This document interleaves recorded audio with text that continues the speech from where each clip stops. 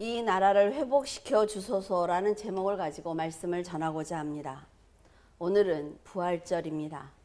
우리는 매년 부활절을 맞이하고 있어요. 하나님께서 우리에게 매년 부활절을 허락하신 것은 우리들이 회개할 수 있는 기회를 주시는 것이기 때문에 감사해야만 합니다. 예수님께서는 화목제물이 되기 위해서 고난의 시간을 견뎌 주셨습니다. 십자가에서 물과 피를 모두 쏟고 사망을 이겨주신 것은 사탄에게 패한 것이 아니라 죄인을 구원하신 영원한 승리입니다. 요나가 물고기 뱃속에서 3일 만에 살아난 것처럼 예수님께서는 3일 만에 사망을 이기고 부활하셨습니다. 예수님의 부활이 없었다면 우리는 거짓된 종교를 믿고 있는 것이며 세상 사람들이 믿고 있는 우상처럼 헛된 신을 믿고 있는 것입니다. 세상을 사는 모든 사람들은 육신을 벗는 첫째 사망을 피할 수는 없습니다. 하지만 예수 그리스도께서 죄를 대속해 주셨다라는 것을 믿는다면 둘째 사망은 영원히 피할 수 있습니다. 예수님은 온전히 자신을 버렸기 때문에 화목제물이 되실 수 있는 것입니다.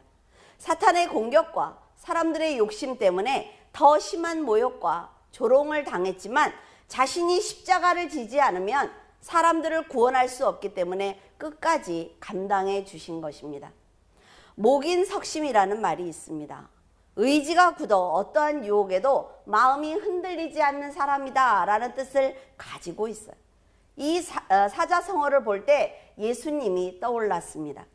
사탄이 세상과 권세를 주겠다고 유혹을 했고 사람들이 환호하면서 유대인의 왕이라고 높여주었는데도 예수님은 하나님의 뜻을 성취해야 하기 때문에 절대로 흔들리지 않았습니다. 오로지 한 길로 가면서 하나님의 뜻인 구원의 역사를 이루어내신 거예요. 사탄이 유일하게 사람을 협박할 수 있는 도구가 한 가지 있습니다. 그것은 바로 죽음입니다. 그 죽음을 자신의 몸에 정하시고 모든 고통을 감내하시며 그 사망을 이겨주신 것입니다. 이제 성도들은 예수 그리스도의 말씀을 마음판에 새기고 말씀대로 살기만 하면 천국에 입성할 수가 있습니다. 그리고 이 땅에서도 하나님의 백성으로 살아갈 수가 있는 거예요. 예수님께서 행하신 선한 모습을 그대로 따라하기만 하면 된다는 거죠. 예수님께서는 십자가를 지실 때 천사들의 도움도 하늘의 능력도 모두 거절하셨습니다. 그런데 예수님이 그 거절한 모든 것들을 지금 성도들에게는 성령의 인도하심과 천사들의 도움을 받으며 안전하게 살아갈 수 있도록 돕고 계시는 것입니다.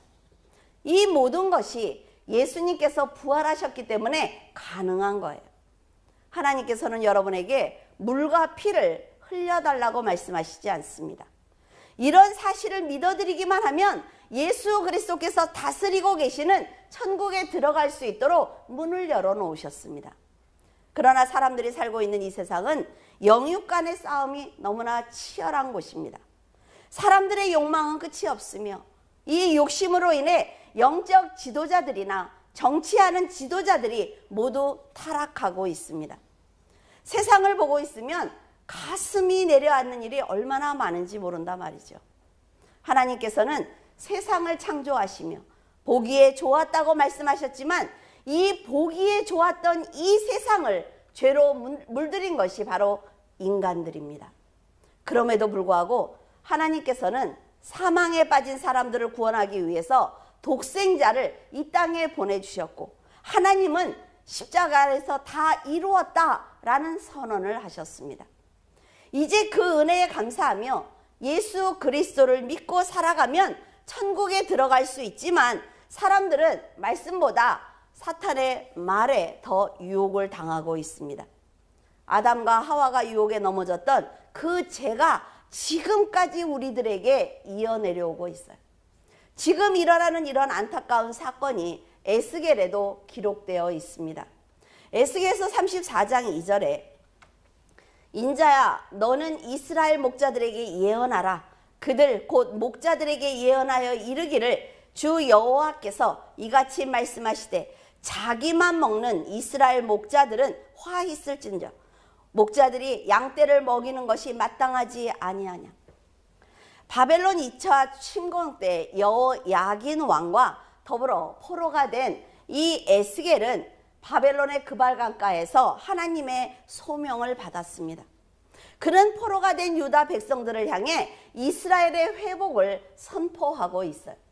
백성들에게 위로와 용기를 준 아주 멋진 선지자이기도 합니다. 에스겔은 이스라엘의 정치 지도자와 종교 지도자들에게 하나님의 심판을 지금 전하고 있습니다. 예루살렘이 바벨론에게 함락될 당시 이스라엘 지도자들이 모두 부패했기 때문에 하나님께서는 이스라엘에게 왜 너희들이 멸망을 했는지 알려줘라 이렇게 말씀하고 계십니다. 2절에 말씀 중에 보면 자기만 먹는 이스라엘 지도자다라고 말을 하고 있어요. 이 말씀은 자기만 아는, 자기 것만 욕심을 내는, 그리고 개걸스럽게 먹어 치우는 자들이다 라는 뜻을 가지고 있는 것입니다. 하나님께서 보시기에 얼마나 그들의 행동이 좋지 않았으면 개걸스럽게 먹는다 라고 표현하고 계시겠어요. 그들의 악행은 습관이었기 때문에 자신의 탐욕을 채우기 위해서 지금 백성들을 괴롭히고 있는 것입니다. 이런 악한 지도자들로 인해 목자 없는 양같이 들짐승의 밥이 된 것처럼 의지할 것 없는 백성들은 포로로 끌려가게 되었습니다. 이 모든 것은 임무를 다하지 못한 지도자들의 책임이며 죄라 말이죠. 영적으로나 세상적인 지도자들이 자신만을 위해서 살게 되면 결국 나라는 망하고 맙니다. 백성들은 갈 곳을 잃고 사탄의 종이 되고 말아요. 에스겔이 바라보는 이스라엘이 지금 우리가 이 땅에서 살아가고 있는 현실과 전혀 다르지 않단 말이죠. 교회는 세상의 인정을 받기 위해서 영적으로 지금 타락하고 있습니다. 목회자들은 자기만을 위해서 개걸스럽게 성도들의 것을 모두 착취하고 있어요. 이렇게 사람들이 자기의 생각대로, 자기의 감정대로 행동을 한다면 하나님께서 채찍을 드실 것이고 결국 이 땅은 고난을 받게 될 것입니다. 성도들 한 명 한 명이 자기 마음대로 산다면 교회는 흔들리고 말 것입니다. 교회가 흔들리면 하나님의 나라가 확장하지 못한다 말이죠. 하나님께서는 아담의 죄를 용서하시며 성도들에게 좋은 것만 주시려고 하는데 성도들의 마음은 점점 자신만 아는 욕심으로 채워지고 있습니다. 목회자들이 진리를 전하기보다는 자신의 영화를 위해서 사탄의 종이 되어가고 있어요. 성도들은 쑥물을 먹이고 있는데도 말씀을 분별하지 못하고 사망의 길로 걸어가고 있습니다.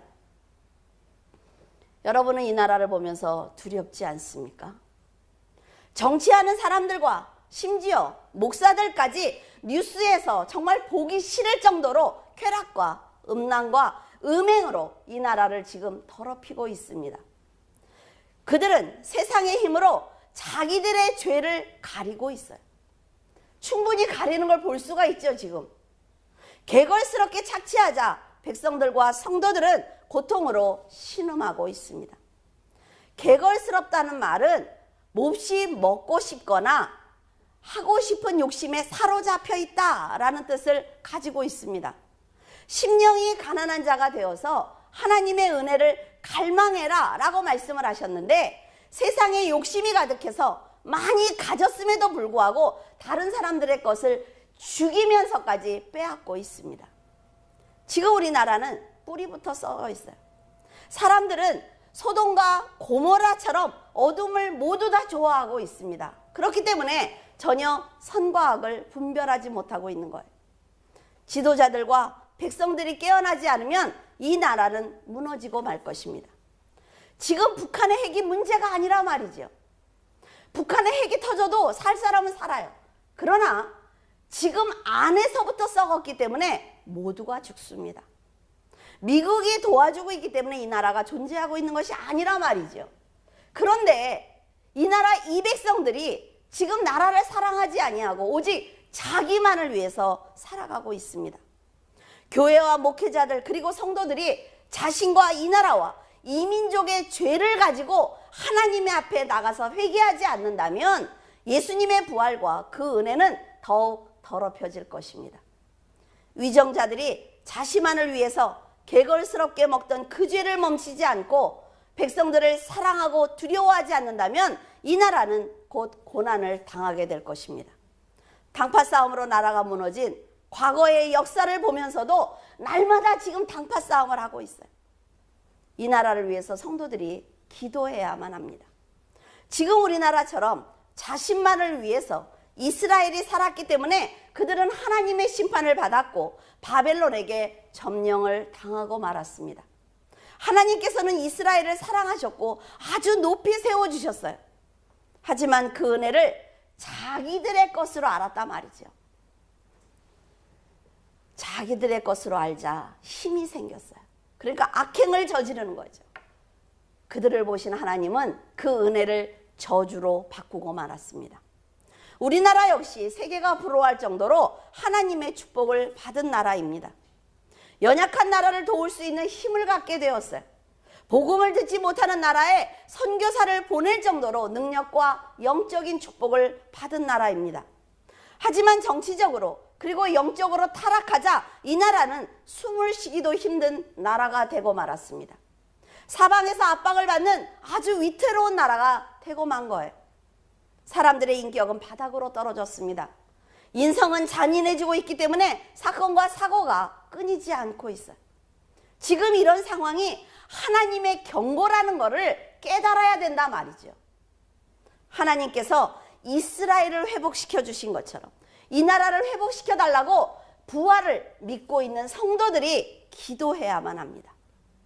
에스겔서 34장 12절에 목자가 양 가운데 있는 날에 양이 흩어졌으면 그 때를 찾는 것 같이 내가 내 양을 찾아서 흐리고 캄캄한 날에 그 흩어진 모든 곳에서 그것들을 건져낼지라. 하나님께서는 이스라엘의 회복을 말씀해 주셨습니다. 목자들이 자신만 위해서 살아가고 있으므로 양들이 의지할 곳이 없어서 흩어졌기 때문에 내가 그 양들을 찾아서 이제 직접 다스리겠다라고 말씀하고 계십니다. 하나님을 전해야 하는 지도자가 자신의 의무를 다하지 않는다면 하나님께서는 그 양을 친히 건져내겠다고 말씀하고 계세요. 에스겔서 36장 22절에 그러므로 너는 이스라엘 족속에게 이르기를 주 여호와께서 이같이 말씀하시기를 이스라엘 족속아 내가 이렇게 행함은 너희를 위함이 아니요 너희가 들어간 그 여러 나라에서 더럽힌 나의 거룩한 이름을 위함이라. 사탄이 성도를 타락시키기 위해서 노력하고 있습니다. 그럴지라도 성도들이 믿음을 지킨다면 절대로 타락시킬 수 없어요. 하지만 성도들이 죄를 받아들이면 사탄이 승리하는 것입니다. 그런데 하나님 앞에 책망을 받는 건 사탄이 아니라 말이죠. 바로 죄를 받아들인 성도입니다. 사탄은 이미 하나님께 버림을 받았고 구원의 대상이 아니기 때문에 그래요. 먹물에 여러분 먹물을 더 부어도 그 물의 색깔은 변하지 않습니다. 검은 물에 검은 걸 부는데 무슨 상관이 있겠어요? 그런데 하얀 물감에 먹물을 부으면 더 이상 그 물은 하얀색으로 사용할 수가 없습니다. 이것처럼 사탄은 그 자체로 검은색이므로 유혹을 받은 성도들이 검은색을 받아들이면 더 이상은 성도로 살아갈 수가 없는 거예요. 그래서 검게 물든 그릇 자체를 깨어버린 분이 바로 예수님입니다. 십자가에서 자기의 몸을 박으면서 그 사망을 이겨주면서 우리들의 그릇을 다 깨어버렸단 말이죠. 그리고 다시 하얀 물감을 주기 위해서 물과 피를 다 쏟아주신 분이 예수 그리스도예요. 우리는 이미 하얀 그 물감을 다 받았단 말이에요.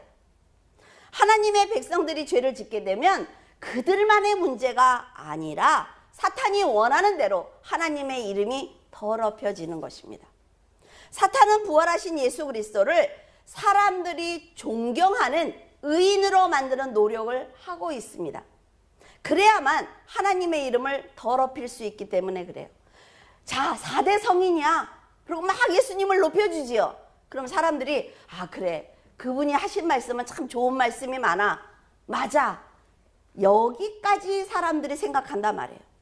그런데 한낱 4대 성인으로 만들고 존경을 하게 된다면 하나님의 창조의 역사와 십자가와 부활과 영원한 생명을 인정받지 못하는 것입니다. 세상의 신과 똑같아. 대단히 존경받을 그 사람들하고 똑같아. 공자와 석가와 소크라테스와 똑같다는 거예요. 그러면 사람들은 그 이상의 것을 보지 않습니다. 그래서 예수님이 메시아가 아니라고 깎아내리는 것이 아니라 성인으로 추앙을 받도록 사람들의 눈가기를 가리는 것입니다. 이렇게 하는 것이 바로 하나님의 이름이 사람들에게 더럽혀지는 행동입니다. 그러나 하나님께서는 이스라엘의 죄로 더럽혀진 하나님의 이름을 거룩하게 하시기 위해서 이스라엘을 다시 회복시키는 것입니다. 지금 성도들이 하나님의 이름을 마음대로 부르는 것이 얼마나 큰 은혜인지 모르기 때문에 자기만을 위해서 사는 죄를 짓고 있는 것입니다. 훗날 우리가 육신을 벗고 하나님을 만나게 되면 직접 뵙겠지요. 그때 하나님이 얼마나 두렵고 거룩하고 영광스러운 분인지 알게 될 거예요. 얼굴을 들어서 그분을 볼 수가 없는 빛 가운데 계십니다. 하지만 그것도 이 땅에서 믿음의 자녀로 살아내야만 그분 앞에 갈 수가 있는 거예요. 지금 우리는 세상 사람들과 전혀 다르지 않게 살아가고 있습니다. 하지만 그날 하나님을 배웠을 때 자신의 죄가 떠오를 것이며 자신을 미워하게 될 것입니다. 그 죄 때문에 천국에 들어가지 못하는 것을 후회하는 사람들도 있을 거예요. 그 죄 때문에 거룩한 하나님 앞에 섰을 때 자신이 얼마나 초라한 인간인지 죄송해서 고개를 들 수 없는 사람들도 분명히 있을 것입니다. 26절에서 27절에 또 새 영을 너희 속에 두고 새 마음을 너희에게 주되, 새 영과 새 마음은 하나님이 주셔야만 가질 수 있단 말이에요. 너희 육신에서 굳은 마음을 제거하고 부드러운 마음을 줄 것이며 또 내 영을 너희 속에 두어 너희로 내 율례를 행하게 하리니 너희가 내 율례를 지켜 행할지라. 우리가 거듭나기 위해서는 새 영을 받아야만 합니다. 하나님께서 새로운 마음을 주시고 순종하는 백성이 되게 하시는 방법은 바로 새 영을 우리에게 주시는 거예요. 이스라엘이 새 영을 받았을 때 돌같이 굳은 마음이 제거되었습니다. 악한 인격이 거룩한 인격으로 변했단 말이죠. 거듭난 백성이 돼서 하나님의 이름을 높일 수가 있는 거예요. 자, 우리 청년들 보면요, 요새 고등학생들이 더 하죠. 앞에서 둘이 걸어가면서 말하는데 정말 80%가 욕이에요. 그렇죠? 근데 어른들은 다 뭐라 그래요? 요새 애들이 다 그래, 이렇게 얘기해요. 근데 안 하는 사람도 있습니다. 욕을 하지 않고 정말 점잖은 아이들도 있단 말이죠. 그 하나님에게 새 영을 받고 내 심령이 변화되면 절대로 내 입으로 그런 말을 하지 않습니다. 그러니까 하나님을 믿는다며 교회를 다녀도 그의 인격이 거룩하게 변하지 않으면 하나님의 영을 받지 못한 거예요. 우리는 교회에 나와서 앉아있으면 천국에 간다고 해요. 천만에요. 하나님의 영을 받지 못하면 천국에 가지 못합니다. 왜? 내가 진리야, 내가 생명이야. 예수님이 그렇게 말씀하셨어요. 작은 일에도 늘 불평을 하고 불만을 가지며 감사하지 못하고 자신만을 위해서 사는 것은 성령을 받지 못한 사람입니다. 그리고 새 영을 받았을 때 하나님의 규례를 지키는 성도가 됩니다. 성령께서 함께 계시지 않으면 하나님의 뜻을 깨닫지 못한단 말이죠. 그러니까 내가 이 행동을 해도 되는지 하면 안 되는지 분별력이 없어요. 그러나 성령을 받으면 내가 이것을 해야 되는지 하면 안 되는지 압니다. 하나님의 규례대로 살 수 있단 말이죠. 그러나 성령이 함께 계시지 못하면 죄를 짓고도 그것이 죄인지 몰라요. 그러니까 악한 말과 행동을 하면 안 된단 말이죠. 다른 사람을 모함하면 안 돼요. 내 옆에 있는 형제들을 미워하면 안 됩니다. 그런데 그걸 분별을 못하는 거예요. 자기 마음대로 행동하고 자기 마음대로 말하는 것입니다. 하지만 성령께서 함께 계시면 하나님의 뜻이 무엇인지, 선과 악을 판단하는 지혜가 생기기 때문에 절대로 성도들은 그런 행동을 하지 않습니다. 하나님께서 하나님의 이름을 위해서 이스라엘의 목자가 되어주셨고 척박한 땅에서 이끌어내어 시냇가로 인도해 주셨습니다. 하나님의 백성으로 거듭나게 하신 거예요. 이렇게 거듭난 자만이 31절에 자신이 걸었던 악한 길과 좋지 못한 행동을 기억할 수 있습니다. 저녁에 여러분들 기도하실 때 그런 생각 안 하십니까? 아, 오늘 내가 그 말을 하지 말았어야 되는데, 내가 오늘 이 행동을 하지 말았어야 되는데, 이런 후회를 하잖아요. 그렇죠? 이것도 성령을 받아야만 할 수 있단 말이에요.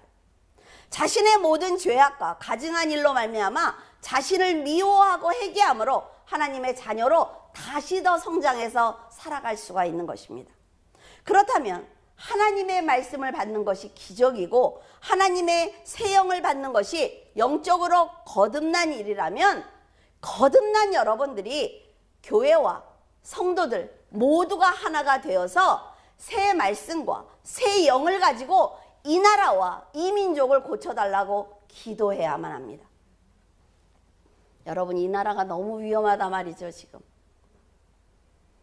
하나님께서 새 영을 주시는 목적은 법을 지키기 위함인데, 백성들이 하나님의 법을 지켜야만 복을 받을 수가 있습니다.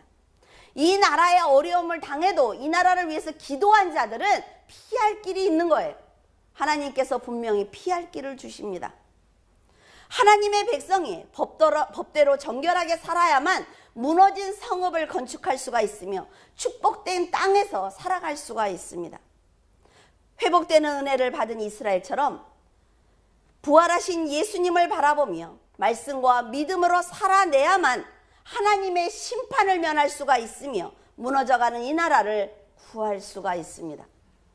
이스라엘은 심판을 받았을 때 땅이 황폐해져서 사람이 살 수가 없어요.